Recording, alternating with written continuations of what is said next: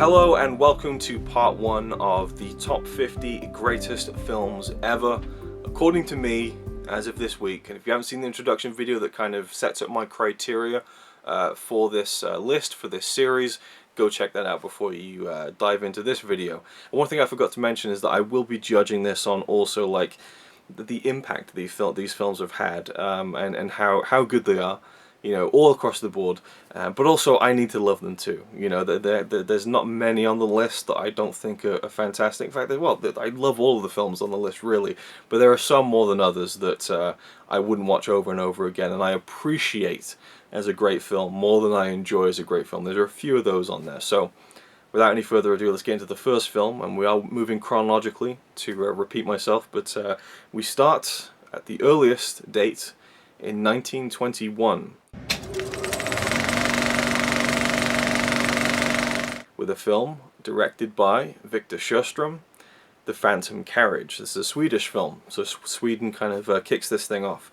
And I actually, well, I was going to go into another director there, but I don't want to spoil which films do or do not appear on this list, so I'll stop myself before I get carried away.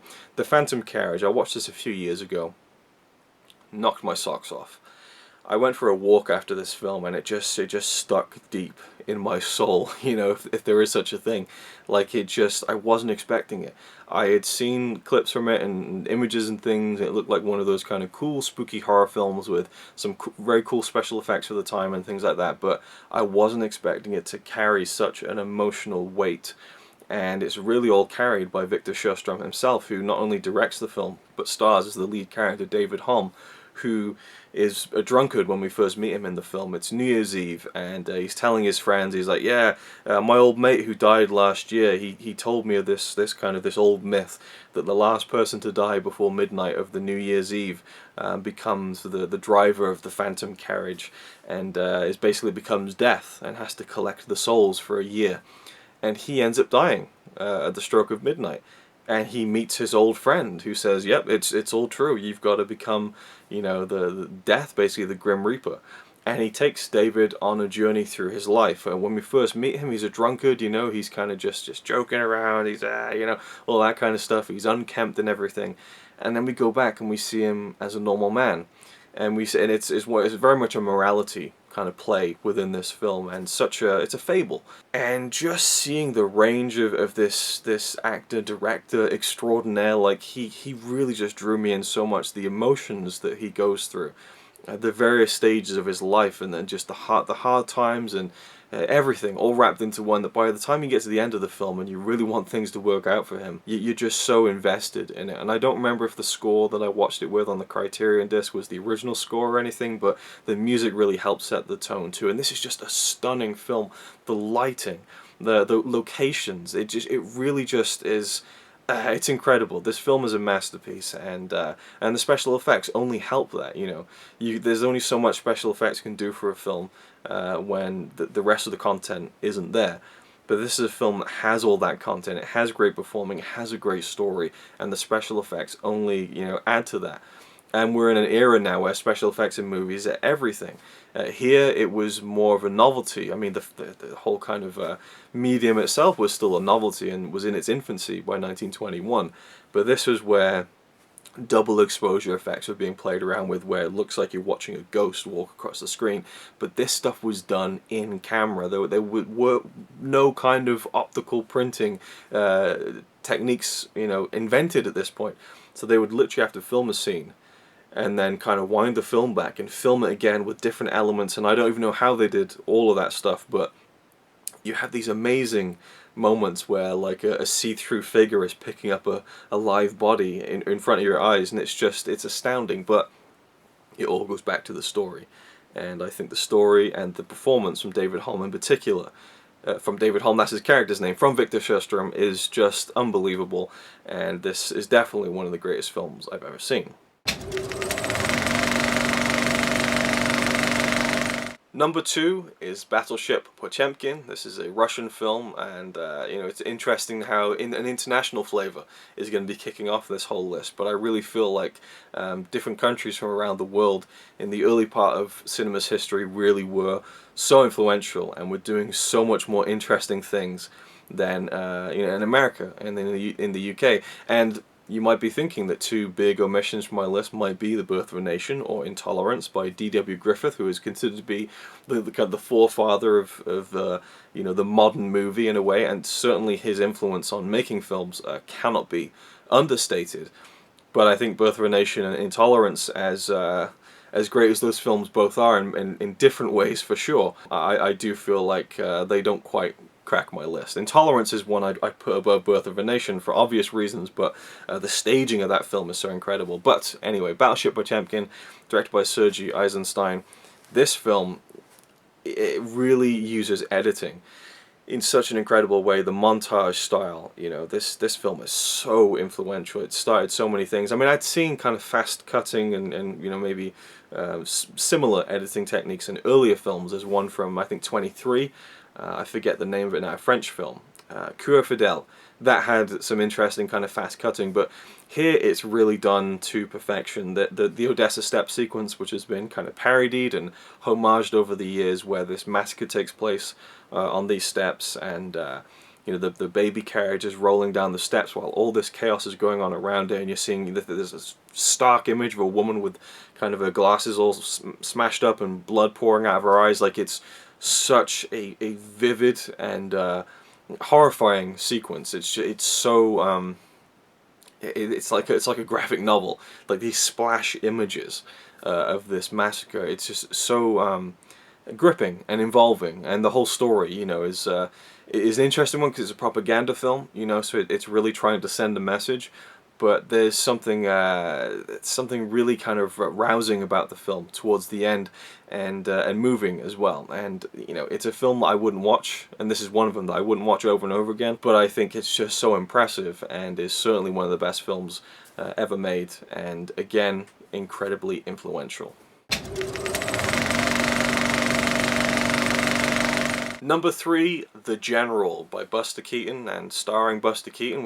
We got a theme here of an actor and a director making his own movie, starring in his own movie, and I think Buster Keaton is one of the all-time greats. I'm a huge Buster Keaton fan. I think maybe even there's another film he's made that might be better than this, but this one is greater. Like, this is his crowning achievement. It's the film he was most proud of, The General, a Civil War set movie where he plays a guy called Johnny who is the operator of a locomotive called the General, and he takes great pride in being this kind of train driver, but he has a love too, and she wants him to sign up and enlist for the Civil War. But he can't because he's too valuable as a train engineer to be enlisted and to go off as a troop. He doesn't tell his girlfriend this, where the whole plot could be saved if he just kind of opened his mouth and said something about it, but he's so kind of meek, he just lets everything kind of wash over him. So a year later, he's on his train, the General, his faithful old train, and he gets hijacked by some Union spies, and his girlfriend is on there. So him and his ex-girlfriend, they get thrown back together, and the whole movie is this big chase sequence on trains.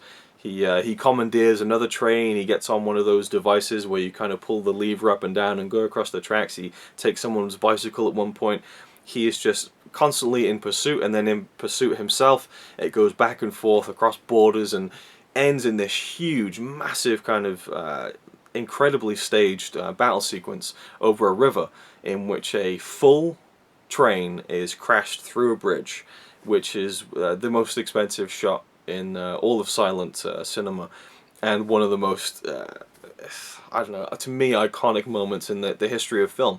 That alone would put it on this list. It's such an incredible thing to see play out before your eyes. But what I love about the film, and I love Buster Keaton, I love his films, but what makes this one the best for me, what makes it his greatest achievement, is that this is more than just a Buster Keaton film. This is more than a film where he's doing all these stunts for real, where he's sitting on the front of a cow catcher on a train and throwing kind of railway ties across the tracks and stuff, and moving things, and just doing these incredible feats of timing as much as kind of bravery. But to me, this is one of the great war films. It feels like a an 1800s photograph brought to life. You know, they're at a time in the 20s where they're kind of within spitting distance of the American Civil War. I mean, it's still decades earlier, but they could go to a location like they did in The General, and it just feels like you're actually watching this play out like a documentary almost, because the authenticity is there, because he wanted to do everything for real, not with models, but the real trains, and and there's a scene where he's kind of on top of the train while it's moving, and in the background you got horses and carriages running past, and kind of the joke is that he doesn't see them, but just the staging of it is unbelievable. So for me, The General absolutely had to be on this list. Number 4, The Adventures of Prince Achmed, directed by Lotte Reiniger from 1926, also the same year that The General was released. And this film knocked my socks off when I saw it for the first time, and not just because it was directed by a woman. In a time period where you wouldn't expect kind of films to be directed by women, that they'd be given that opportunity, be given that chance, but this was a woman who made her movie.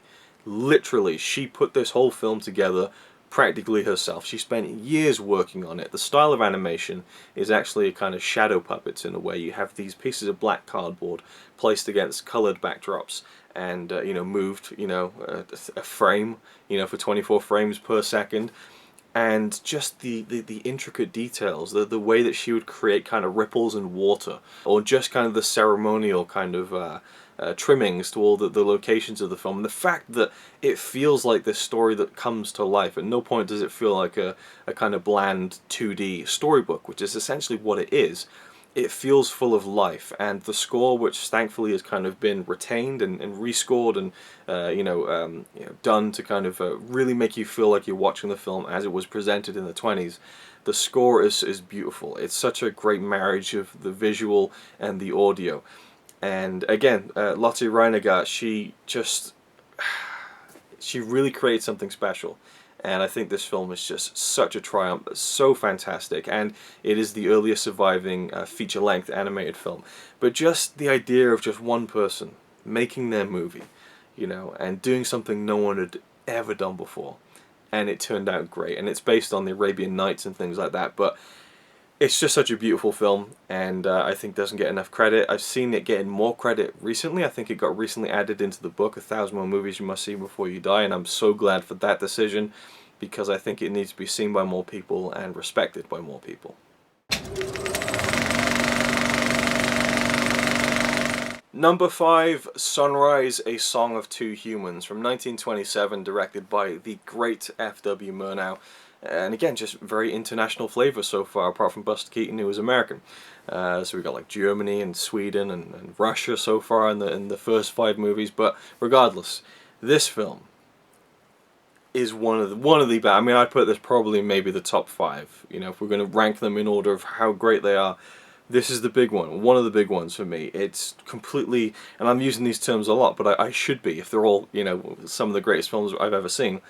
It just blew me away when I first saw this film. The emotions that it took me through, you know, the sadness, the deep longing of wanting to recapture something special, the regret, and the explosion of love and a feeling of being cared for. Like, there's just so many emotions wrapped up in this film, in a very simple kind of again, fable-like story of a man who gets lured away from his wife by an evil woman of the city, and they live in the country and so on. And the man is played by George O'Brien, who's great in the film, but Janet Gaynor plays the wife, and she is one of my favourite actresses of all time. It pains me I can only add one film into this list that she's in, because there are many films she's in that I think are just wonderful, and her performance always elevates the films that she's in.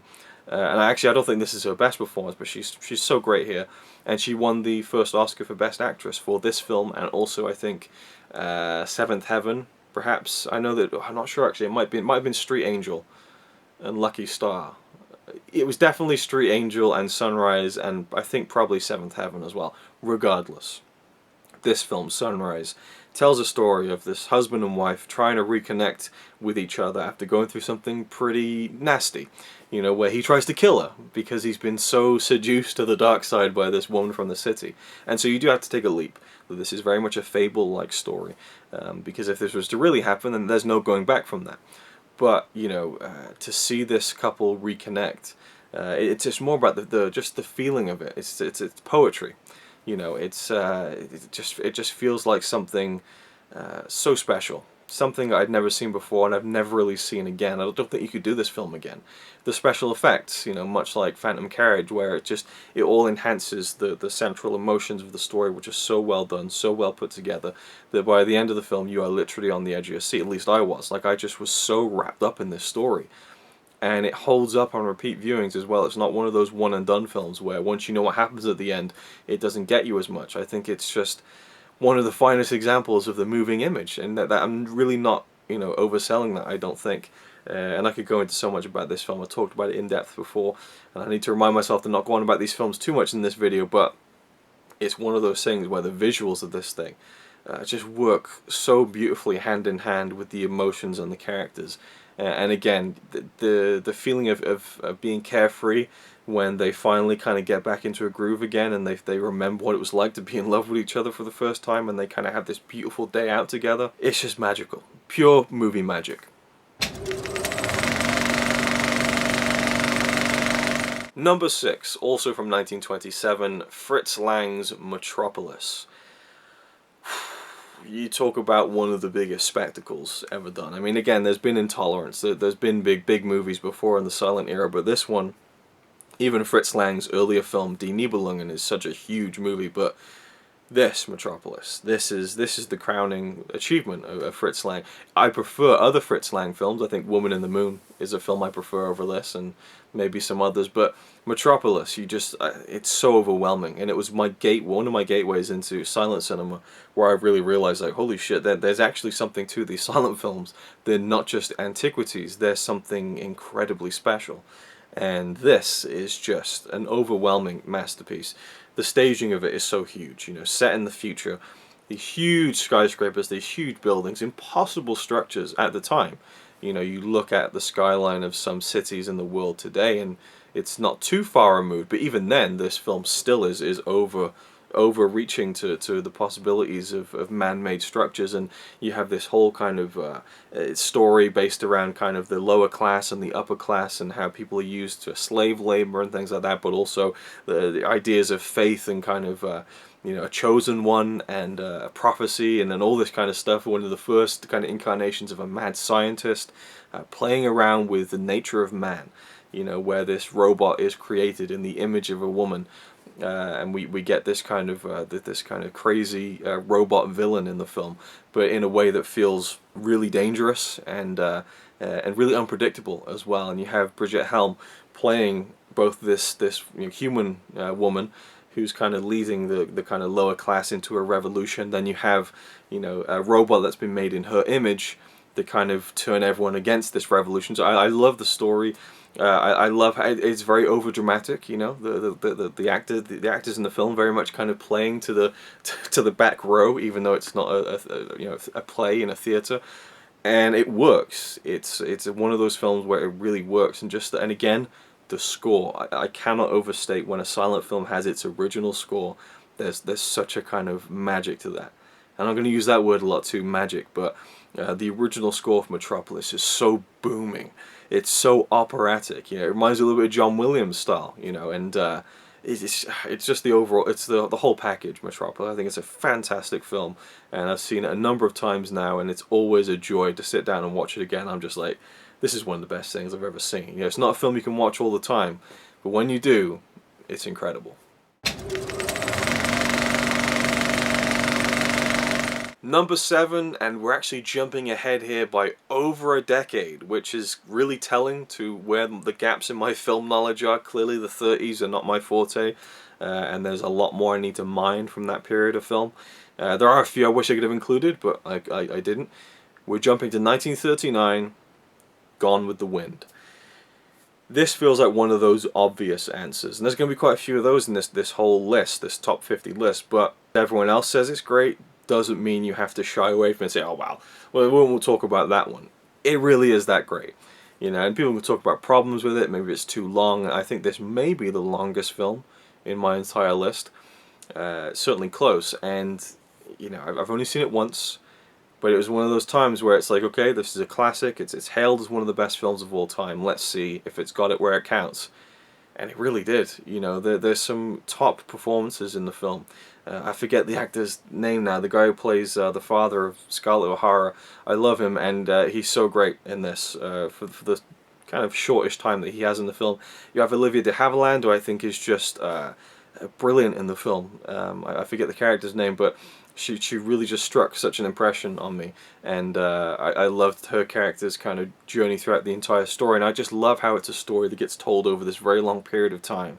It just feels like this grand sweeping epic, which is what it is.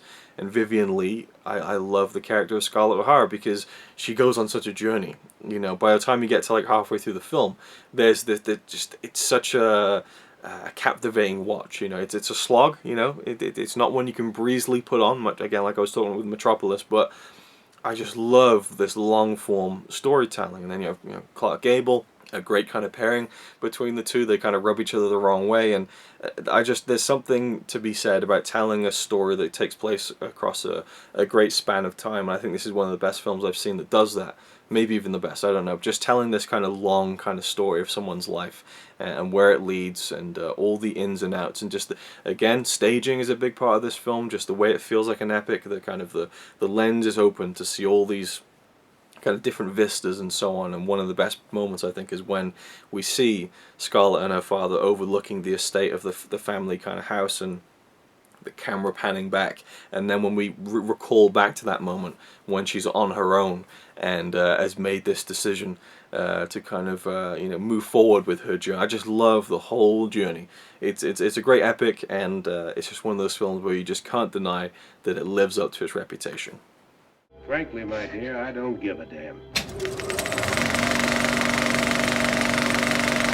Number 8, The Wizard of Oz, also from 1939. This is just a staple, I think, of most kids' childhoods. You know, it's just one of those films where it's on every year, Christmas or whatever, and you see it, and you love it, and you enjoy it. The songs, the characters, the bright, colourful world. It really is a storybook come to life in the best possible way. Recently revisited it in one of the 24-hour movie marathons, and really held up. Like there's such a charm to it, and that scene where Dorothy walks out of that kind of sepia tone, kind of black and white almost, into the color world of Oz. It's just one of the greatest moments in film history, I think. There's just something so stunning about that. It's just this, it's just so well done, and everything, every element of that film is firing on all cylinders, from the actors playing the individual characters, from the Tin Man to the Cowardly Lion and the Scarecrow and Dorothy herself, and then Somewhere Over the Rainbow is just such a fucking beautiful song, and it all ties together by the end. I love how it all kind of comes back, and she sees the people from the farm who were in the story, and it kind of gives you that whole... It's the great kind of it was all a dream ending, right? But actually, the one instance where it really worked, and people weren't like, oh, that ending, It's like it's one of those things, and it just... I love Wizard of Oz. It's, again, not one I'd watch over and over again, but it's one that just every frame of that film feels like something special, and the production design... the yellow brick road, got all this iconography that is just iconic by definition. I think it's just one of the great films, because I think it's one of if not the best family film of all time. So yeah, I love the film, and I definitely think it deserves to be up there as one of the greats. Number 9, moving into the 1940s. In 1941, we have, of course, Citizen Kane. It's another one of those films, and I see, people saying like, oh, Citizen Kane, people just say Citizen Kane. It's kind of become a cliche at this point to say how great this film is, but again, it really is that good. It's Orson Welles at age, 25, 26, writing, directing, and there's a theme there in this first part of someone, writing, directing, and acting in this masterpiece of a film, Citizen Kane. You follow this newspaper mogul, Charles Foster Kane, and the rise and fall. And there's something very intriguing about that, about seeing a character go through this success, how he got there, and how he came down again, and what brought him down. I love that, and how the guy travels and meets these different people and gets all the different pieces of the stories put together. That's maybe another theme, going back to Phantom Carriage, where the story is told in flashbacks, sometimes within flashbacks. And with Citizen Kane, you get these flashbacks and these different pieces, different fragments of Charles Foster Kane, and the whole story, becomes full by the end. And there's just there's such a flair to it visually, the way he directed the film. It's not just a great story told well, it's a film, and it's not like special effect in the case of, say, Phantom Carriage or Metropolis, or even, what was the other one I was talking about, special effects? Sunrise, of course. It's not special effects, but it's just interesting ways that the camera moves. And even at this point, the camera in films wasn't really moving all that much. I mean, you even see it back in the silent era, but there's a fluidity to some of the things in Citizen Kane that really elevates what films could do, and was really starting to change the game in that respect, and adding to how film was already changing, I suppose. But I think it's just one of those kind of once in a lifetime films, sadly, for Orson Welles, who just got continually shafted at every possible turn. Magnificent Ambersons, got that taken away from him, and it just kept on going from there. You never really hear of a film where he got to make it completely his way after that. And it just, could you imagine if the studios had just said, here you go, take the money, make the film you want to make for the rest of his career. What a legacy we would have been left with that would have been even greater perhaps than the one he already left. But the one he did leave is still pretty significant. All those films where things have been tinkered around with, the studio interfered and so on, there's still these flashes of brilliance. But Citizen Kane, that's the one. That's the one that just, I mean, again, people may disagree that, oh, Magnificent Ambersons is a better film. Fine, but to me, judging from what I've seen at least, I think it's the granddaddy of Orson Welles' career. And, we should appreciate that more than just going, oh, well, all these other films that could have been great. Well, it is what it is. But Citizen Kane, to me, again, lives up to its reputation. Which brings us to number 10, the last film in this first part of the top 50 greatest films ever. Once again, from 1942, a film that everyone talks about as one of the greats of all time, Casablanca. Another film I've only ever seen once, but as soon as I saw it, broken record, I thought, that really is as good as everyone is saying it is. I can't think of another film that is as romantic as Casablanca, and I don't just mean in terms of the romance between Ingrid Bergman and Humphrey Bogart, but just the romanticism of where it's set. This kind of town where everyone who's there isn't really from there. Everyone's passing through, and there's all these different kind of interlinking motives and reasons for people being there. And Ingrid Bergman, just her in this film, there's something about her. There's just this kind of this incandescent beauty, this radiance, and it's to do with the way that she's lit and stuff. But she was a beautiful woman when she was making films, and just it's like you're seeing it through Humphrey Bogart's eyes. Actually, this kind of idealism of this woman that he fell in love with before, and this story of lost love and what could have been, and just the close-ups of her in this film are just so gorgeous, but that's the way that you're meant to see it, through his perspective. And it's got all the great lines that you've heard of before you've even seen them. You heard them before you've even seen the film. And it's just one of those films. It's classic line after classic line, but it is a film that works beyond just being, oh, it's that bit, oh, it's that bit. It's a really intriguing romance that again builds on this idea of what could have been. And I'm certainly someone who spends far too much time probably thinking, if only I'd done that. If only I'd done that. Not that there's this great lost love, but I certainly very much relate to the idea of what could have been different before. Where could I have been now? And that's very much where Humphrey Bogart's character is in Casablanca. And there's a great cast of characters too, and great actors and all the smaller parts. But really, Ingrid Bergman, Humphrey Bogart, an incredible pairing, an unlikely pairing, but one that works. And Casablanca, again, lives up to its reputation. And there's going to be a few more of those in this list to come that they're simply just films that live up to the reputation and aren't going to be big surprises whatsoever. So there we go. That's been part one. We've kind of gone through the silent era. There are many films in the silent era. I wish I could have included, more of Fritz Lang's movies, more of Buster Keaton's films. No Chaplin films. Big shocker. I was close to putting The Kid on the list, I have to say. There's The Passion of Joan of Arc, which contains one of the greatest performances of all time, but to me it just, as a whole, I don't feel like was, you know, 11 out of 10 great or anything like that. You know, there's a lot of them, so don't get me wrong, and I'm certainly a connoisseur of silent films, by no means an expert, so there's so many I wish I could have included, but these to me are some of the best. And of course we bled over into the 30s and 40s, and I do think the 30s in particular are a big gap in my knowledge of films, and just films I haven't seen yet. M, another Fritz Lang film, is a big one that didn't quite make the cut, and it was kind of painful to make those cuts, but that's been part of the fun. So let me know your thoughts down below, perhaps on your kind of picks for the greatest films you've seen of this period that I'm talking about. You know, by all means, give me your full lists if you want, but if you're talking like, oh, well, I think Mad Max Fury Road is, you know, doesn't quite fit in with the theme of this video. So it'd be cool if you could kind of be more era specific as we move through this thing, if that sort of thing appeals to you. But I'll see you in part 2, where we'll be picking things up with a film released in the year of 1946. So you can guess on what that'll be. Thanks for watching. I'll see you in part 2.